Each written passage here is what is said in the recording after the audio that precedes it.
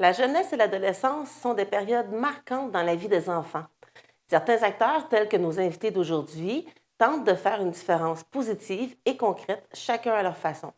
La Grande Trappe, la Maison des jeunes Hot Ados d'Audubon Park et le regroupement des organismes communautaires Jeunesse du Québec sont avec nous pour démontrer l'éventail de leurs services. Bonne émission. Dans la vallée, TVA9 qui parle de nous. Dans la vallée, TVA9, c'est nous. Dans la vallée.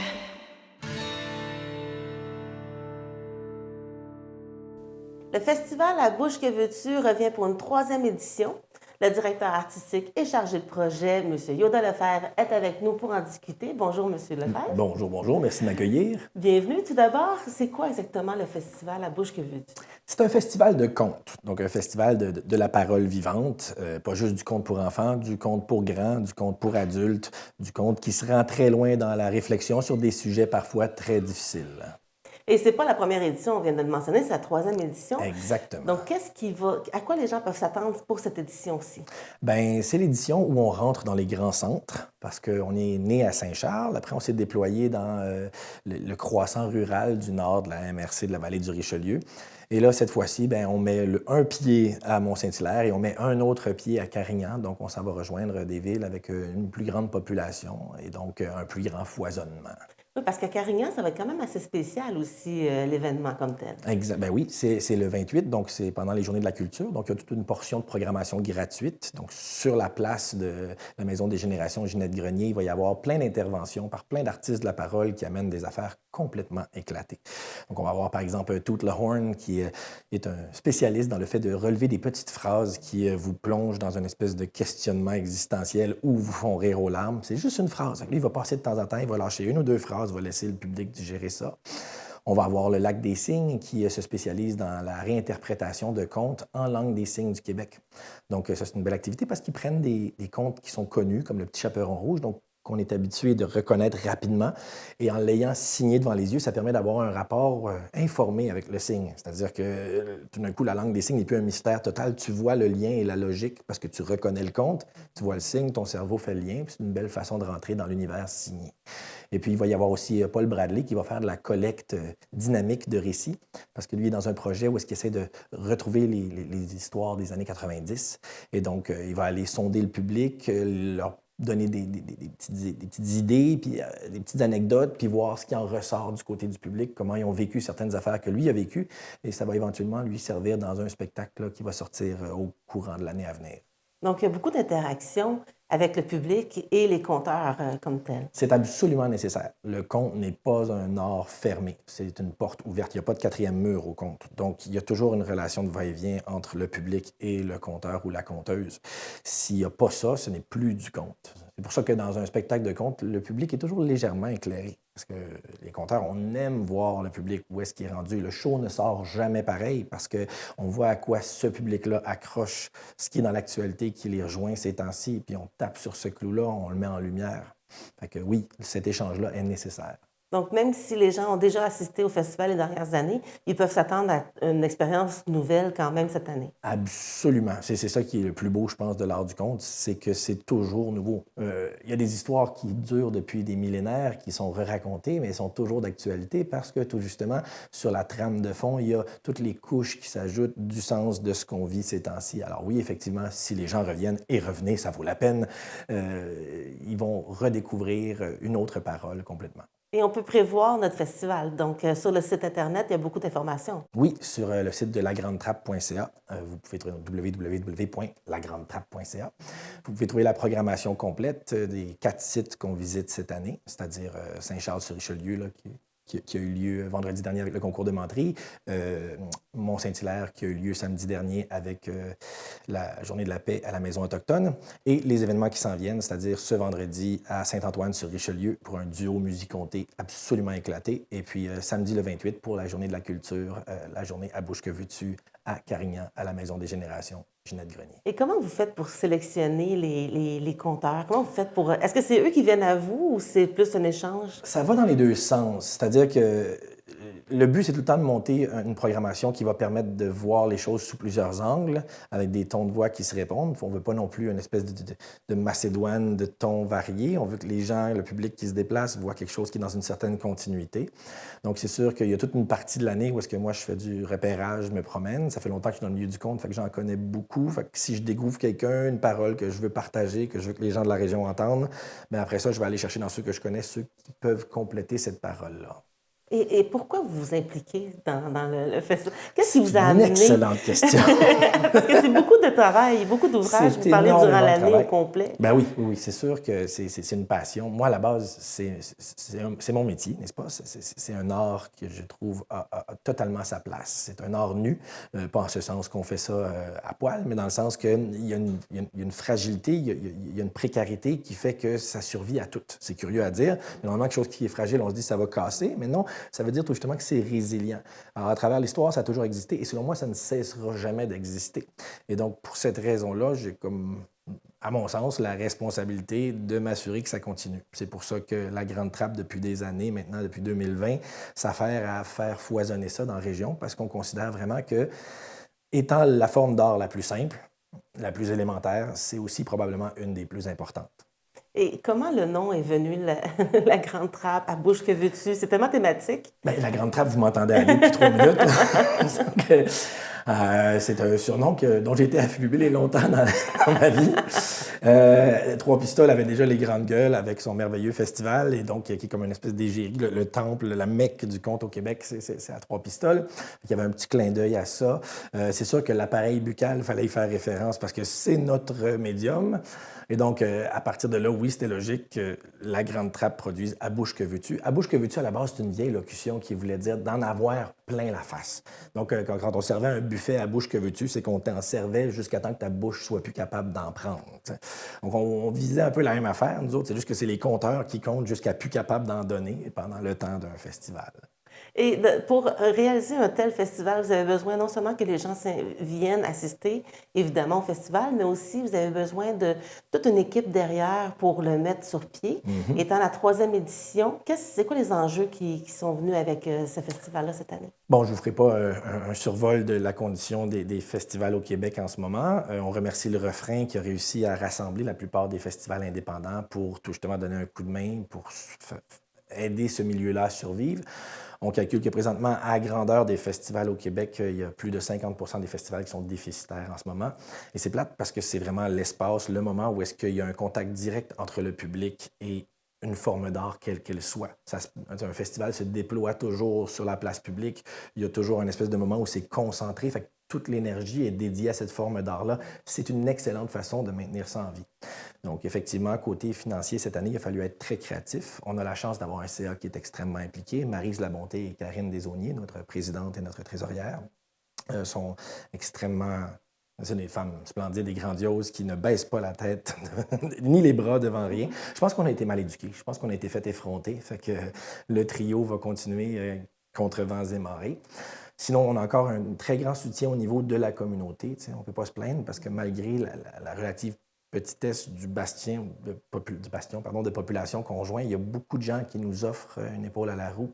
Alors, grâce à ça, bien, on peut y arriver. Ouais. Et en terminant rapidement, quel est votre public cible? Quel citoyen ou quel public vous aimeriez avoir? Ça dépend vraiment du spectacle. Je vous invite vraiment à aller voir la programmation sur lagrandetrappe.ca parce qu'en fait, c'est un tout public. Il y a un spectacle pour enfants gratuit qui est offert le 28 à Carignan, mais pour le reste, il y a des spectacles grand public et il y a des spectacles qui sont peut-être plus adaptés à un public adulte. C'est toujours marqué clairement sur la programmation. Alors, on invite les citoyens à participer en grand nombre au festival À bouche que veux-tu, prochainement d'ici le 28 septembre. Donc, merci, M. Lefebvre, d'être passé à notre studio aujourd'hui. Bien, ça fait grand plaisir. Merci de m'avoir accueilli. Merci. T'as changé. Oui, j'ai coupé mes pointes. Non, je veux dire, t'as changé ton vieux climatiseur pour une thermopompe? Ah oui, j'ai profité du programme Logivert d'Hydro-Québec. Puis avec l'automne qui arrive, je change de mode pour le chauffage. Et sais-tu combien tu vas économiser? T'as bien fait de changer. Changer pour que l'amour arrive. Économisez argent et énergie avec le nouveau programme Logivert d'Hydro-Québec. Découvrez toutes les aides financières offertes par le programme.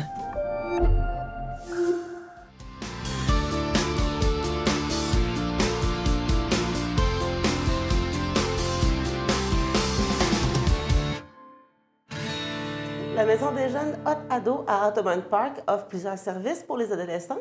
Nous sommes avec Cassandra Trottier, coordonnatrice. Bonjour. Bonjour. Tout d'abord, Cassandra, c'est quoi exactement une Maison des jeunes?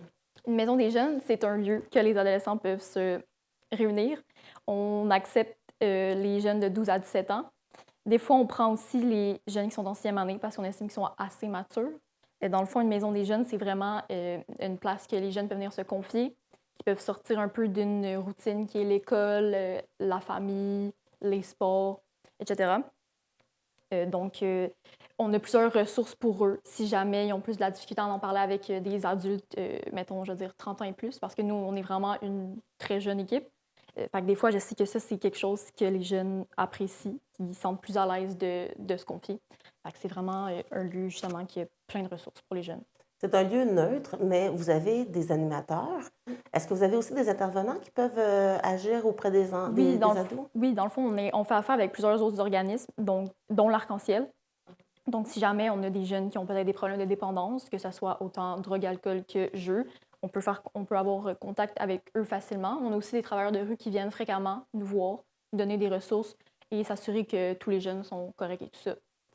On a vraiment une belle palette de personnes. De personnes. Ça prend déjà impliqué auprès des adolescents. C'est pas toujours une clientèle qui est facile nécessairement. Non. Mais comme tel, comment ça se déroule? Lorsque l'enfant se présente à la Maison des jeunes, à quoi il peut s'attendre? Honnêtement, notre maison des jeunes est quand même assez petite. Quand tu rentres, tu peux penser que c'est comme un salon, littéralement. Fait que, on les accueille, ils peuvent venir, on a une grosse bibliothèque, ils peuvent venir lire, dessiner, faire des choses artistiques. On a un ordinateur, on a aussi des jeux vidéo. Fait que c'est vraiment comme ouvert à n'importe quoi. Puis on est toujours prêt à apprendre aussi leurs idées, là. C'est un lieu rassembleur. Oui.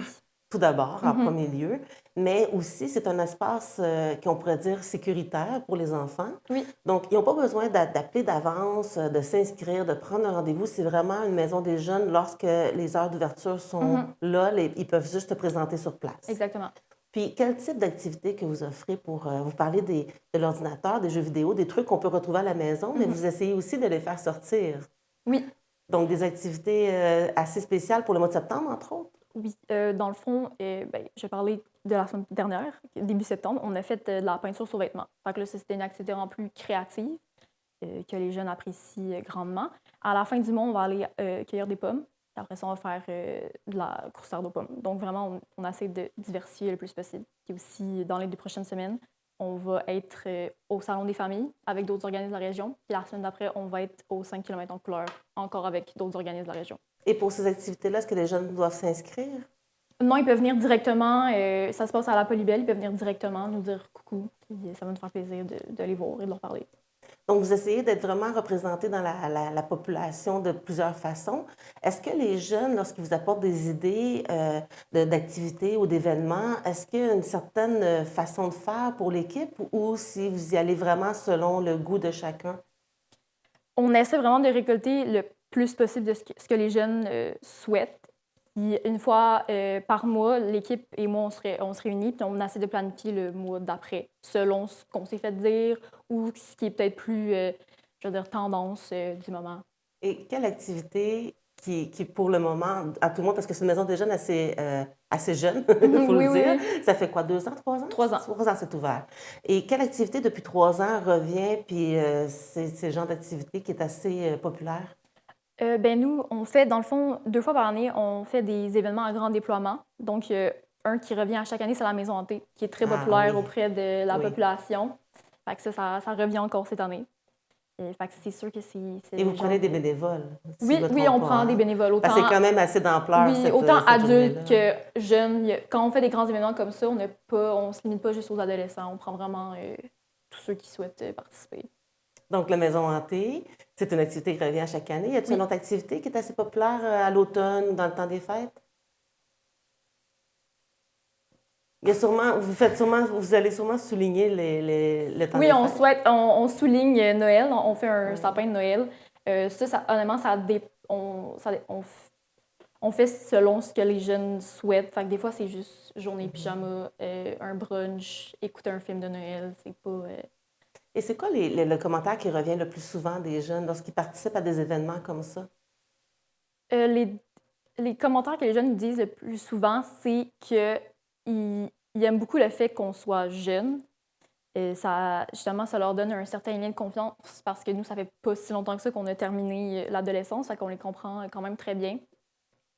Puis aussi, ils aiment le fait qu'on fasse des activités que peut-être pas toutes les autres maisons des jeunes proposent.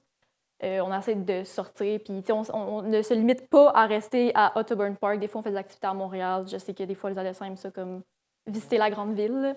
Parce que c'est pas seulement les jeunes d'Ottoburn Ottoburn Park qui peuvent fréquenter la maison des jeunes. Ils peuvent aller d'une maison des jeunes à une autre, dépendamment des villes. C'est pas nécessairement obligé d'aller à celle de sa ville. Non, c'est non, ça? ils peuvent se promener ici alors. Avez-vous des partenariats avec la maison des jeunes de Saint-Hilaire, Belleuil? Est-ce que vous vous rencontrez des fois? Oui, récemment, on a commencé à essayer de trouver des activités à faire ensemble.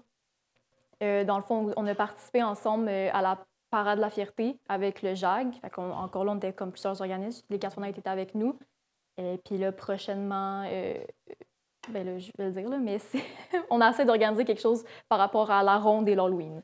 Ah oui, évidemment. Ouais. C'est toujours une sortie très prisée des adolescents, évidemment. Oui. Et de quelle façon la Maison des jeunes d'Ottoburn Park se différencie un peu des autres maisons des jeunes? Est-ce que vous avez des activités plus spéciales dans la maison comme telle? Je crois que vous avez un terrain en arrière, justement, qui est accessible aussi aux enfants. Oui, on a un terrain en arrière. Ils peuvent aller sur le bord de l'eau très facilement. On a aussi des paniers de basketball sur leur tente, des filets de hockey, des filets de badminton. C'est sûr qu'il faut les installer, mais on a tout ce matériel-là qu'ils peuvent utiliser en arrière. Et vous êtes situé à quel endroit exactement, à Ottoburn Park? On est sur le chemin des Patriotes, au 545, chemin des Patriotes. Dans le fond, en avant, c'est la salle Marcel Lacoste. Puis il faut vraiment aller dans le parking et aller à l'arrière. Puis là, nous, on va être là. Mais là, on a racheté une pancarte sur le bord de la rue. Donc, on voit que c'est écrit Maison des jeunes, notre ado. On ne voit pas de la rue qu'on a nécessairement accès à la rivière. C'est important de le mentionner pour les adolescents qui ont cette fibre nature-là en eux. Et je voulais savoir aussi, au niveau de la Maison des jeunes comme telle, c'est quoi les enjeux en ce moment pour les adolescents à Ottoburn Park? Est-ce qu'il y a un enjeu qui revient plus souvent qu'un autre? Quel genre d'enjeu? Bien, que ce soit de la consommation ou encore des problèmes familiaux, l'après-pandémie, l'isolement, ou est-ce qu'il y a des jeunes qui vous ont parlé un peu plus intimement de ce qu'ils vivaient? Oui, c'est plus consommation, le problème, oui. Malheureusement, ils viennent se confier à nous. C'est sûr que nous, on a quand même un secret comme professionnel, fait qu'on ne peut pas divulguer ça à qui que ce soit, on garde ça. Mais c'est sûr qu'on leur donne les ressources nécessaires qu'ils peuvent utiliser pour... Donc, un parent qui est inquiet, il pourrait très bien offrir à son jeune, regarde, tu pourrais aller à la maison des jeunes, puis de là, bien, le parent sait qu'il y a des ressources qui pourraient être mises en place au besoin. Oui. Bien, c'est un très bel organisme, vraiment. On peut visiter votre site web pour avoir plus d'informations. Plus nos réseaux sociaux. Les réseaux sociaux, oui. Évidemment, avec les jeunes. Merci beaucoup, Mme Trottier, d'être passée aujourd'hui à notre studio pour cette entrevue. Merci. On a réfléchi à notre futur. On a pensé aux personnes qui habitent nos villes, animent nos régions, explorent notre territoire. Pour nous, pour l'avenir, pour bâtir un Québec plus vert et demeurer à l'avant-garde dans l'électrification des transports, on dévoile la stratégie sur la recharge de véhicules électriques afin de multiplier les bornes fiables et accessibles pour aller partout.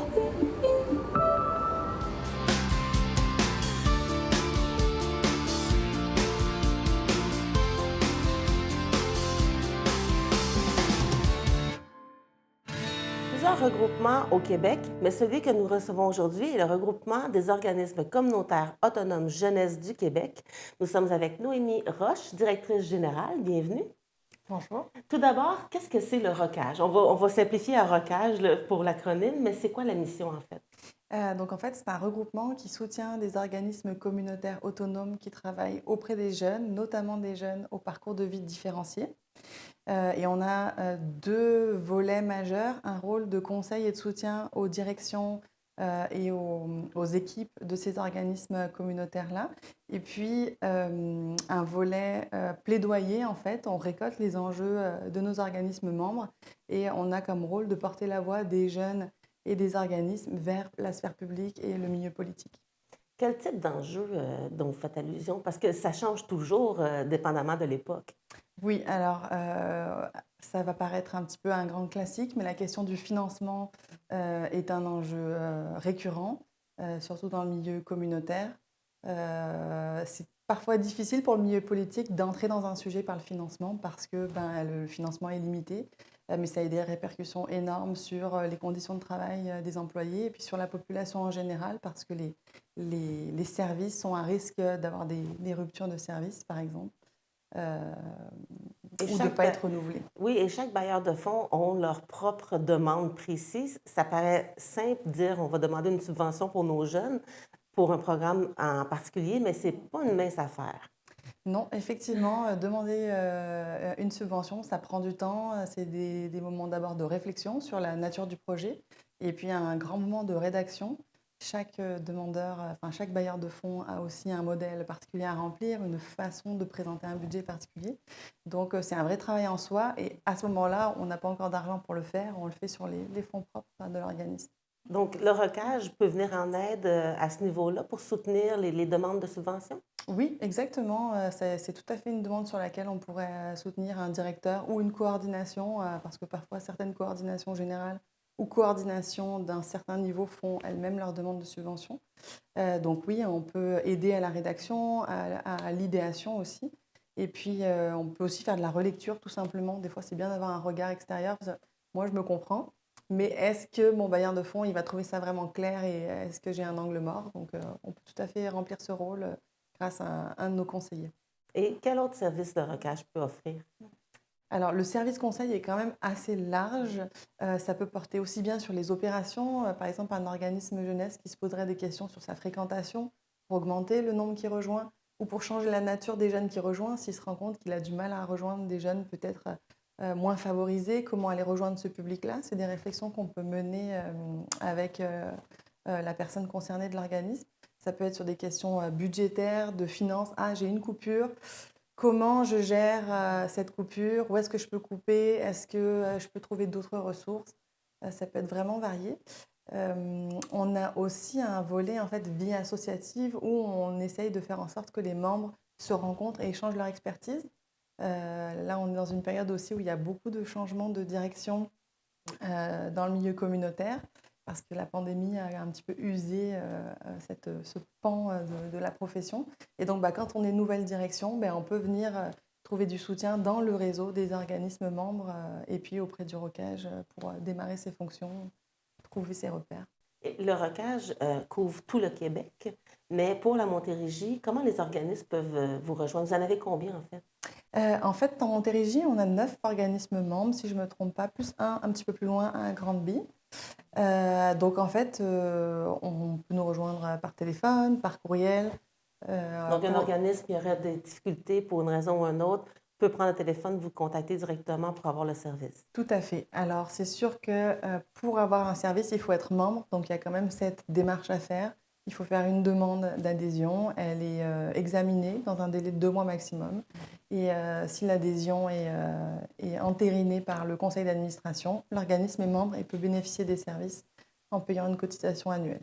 Et c'est pas, on dit un regroupement, c'est pas pour rien. Vous avez d'ailleurs, une fois par année, vous rassemblez tout le monde ensemble. Donc, il y a une question de réseautage aussi et d'entraide entre les organismes. Vous les mettez en lien? Tout à fait. On a un congrès annuel où justement on invite tous nos membres à se réunir une fois dans l'année avec 1 ou 2 nuitées si c'est dans leur possibilité dans l'agenda. Mais en général, on est quand même assez nombreux à être là. Et puis on a un autre gros événement, carte de visite si je peux dire, notre événement signature qui est notre gala des prix Levier. Et à quel moment aura lieu le gala? Le gala aura lieu dans 2 mois. On vient juste de démarrer notre campagne de communication à ce sujet. Je peux vous en dire plus? Oui, allez-y. Donc, en fait, c'est un gala qui se veut être un moment pour mettre en lumière des jeunes qui ont été proposés par les organismes membres. Ils reçoivent un prix qui s'appelle le prix Levier, parce qu'en fait, ce prix reconnaît des jeunes qui ont eu à surmonter des difficultés, qui ont dû faire preuve de résilience ou qui ont eu une implication dans la communauté remarquable. Et notre gala se passe à l'Assemblée nationale, donc c'est vraiment un moment symbolique où chaque jeune lauréat reçoit un certificat de l'Assemblée nationale de l'élu de sa circonscription. Et puis c'est un moment de reconnaissance, de lien en fait, pour dire on te voit, on a vu ton parcours et on reconnaît tes efforts et continue. avec aussi l'idée d'inspirer d'autres jeunes qui pourraient être dans des difficultés, qui, en découvrant les parcours de ces jeunes, grâce à notre campagne, où on a des vidéos sur chaque jeune d'ailleurs. Je vous invite à aller voir ces vidéos qui ont commencé à être diffusées. L'idée, c'est d'inspirer d'autres jeunes à avoir du courage, puis à poursuivre, à ne pas lâcher en fonction des difficultés. Et comment vous sélectionnez les jeunes pour cet hommage-là? Oui, alors en fait, on reçoit des candidatures dans lesquelles on pose des questions sur nos critères qui sont que les jeunes doivent avoir soit fait preuve de courage, eu à surmonter ou à reprendre le contrôle sur un aspect de leur vie ou une implication particulière dans la communauté. Et il n'y a pas seulement le gala, il y a aussi, comme vous dites, le rassemblement annuel, mais dans la vie de tous les jours, vous êtes actifs quand même à tous les moments de la journée, donc les gens peuvent vous rejoindre sur le site Internet. Mais si un organisme aurait des questions plus précises, est-ce qu'il doit absolument devenir membre avant ou il peut quand même juste vous contacter et avoir un peu l'information?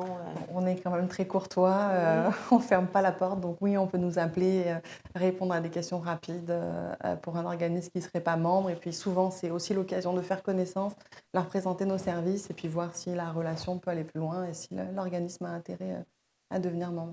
Tout à fait. Et comment vous décriveriez le principal aspect du ROCAGE? Qu'est-ce qui vous a amené, parce que vous êtes une toute nouvelle directrice générale depuis quelque temps, qu'est-ce qui vous a amené à prendre ce rôle-là?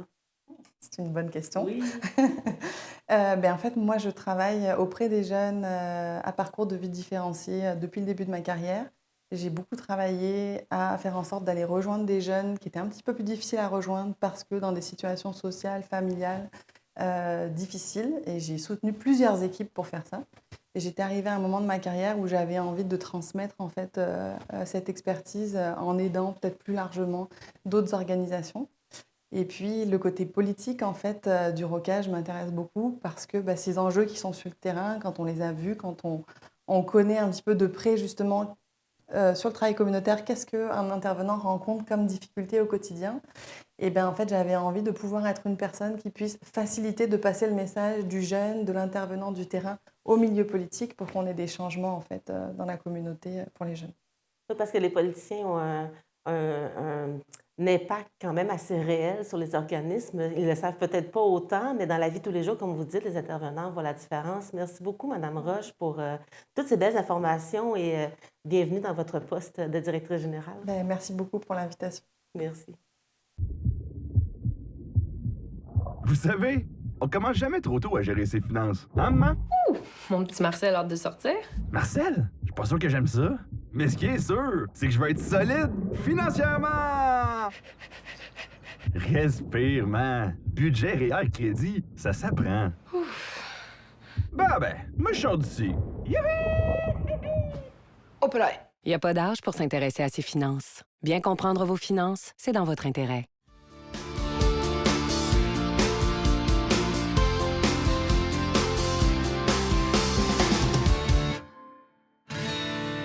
Merci d'avoir été avec nous. Les 3 organismes que nous avons présentés ont la chance d'avoir du personnel impliqué et motivé. N'hésitez pas à les contacter. Nos jeunes ont besoin de ces ressources. Ne manquez pas notre prochain épisode de Dans la vallée où il sera question cette fois-ci des aînés.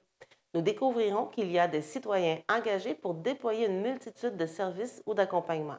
D'ici là, prenez soin de vos proches, peu importe leur âge. Dans la vallée.